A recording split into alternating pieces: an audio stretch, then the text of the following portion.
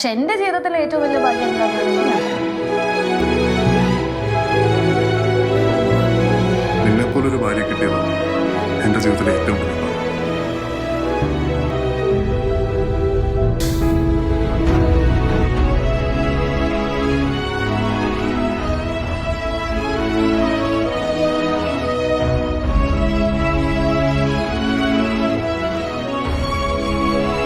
അത് റിഫ്രഷ് ഒക്കെ ആവും.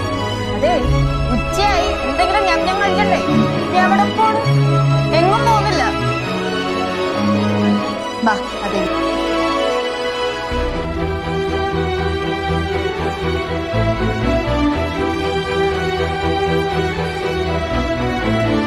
ഞങ്ങൾ